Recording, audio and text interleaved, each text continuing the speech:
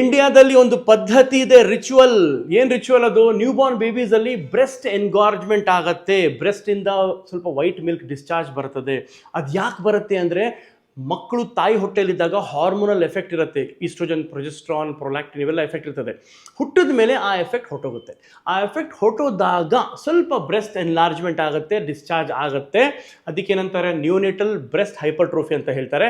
ಅದು self limiting condition. ತಾನಾಗೆ 2 to 4 months ಏಜಲ್ಲಿ ಹೊಟ್ಟೋಗುತ್ತೆ. But ನಮ್ಮ ಜನರಿಗೆ ತಾಳ್ಮೆ ಇಲ್ಲ, ನಮ್ಮ ಜನರಿಗೆ ಪೇಷನ್ಸ್ ಇಲ್ಲ, ಸುಮ್ಮನೆ ಕುತ್ಕೊಳ್ಳೋಕ್ಕಾಗಲ್ಲ, ಏನಾದ್ರು ಕಿತಾಪತಿ ಮಾಡಬೇಕು.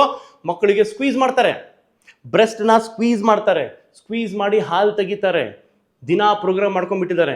ಸೊ ದಯವಿಟ್ಟು ಇದು ಮಾಡಬೇಡಿ. ಇದು ಮಾಡೋದ್ರಿಂದ ಏನಾಗುತ್ತೆ, ಬ್ರೆಸ್ಟ್ ಆಪ್ಸೆಸ್ ಆಗ್ತಾ ಇದೆ, ಇನ್ಫೆಕ್ಷನ್ ಆಗ್ತಾ ಇದೆ, ಪಸ್ ಬರ್ತಾ ಇದೆ, ಸೀರಿಯಸ್ ಇನ್ಫೆಕ್ಷನ್ಗಳು ಆಗಿದೆ. ದಯವಿಟ್ಟು ಈ ಪದ್ಧತಿ ನಿಲ್ಲಿಸಿ. ತನಗೆ 2 to 4 months ಹೊಟ್ಟೋಗುತ್ತೆ.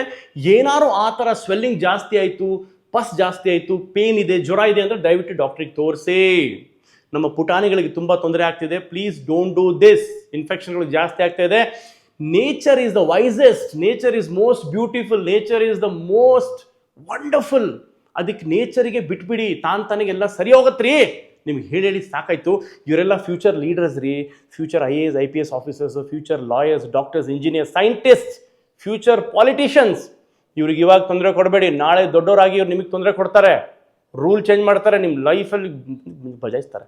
So don't do that. Be happy, stay calm, don't interfere with nature, just see and enjoy, don't touch and destroy. Good day. Bye bye baby, nobody will disturb you now. I've told them. Okay.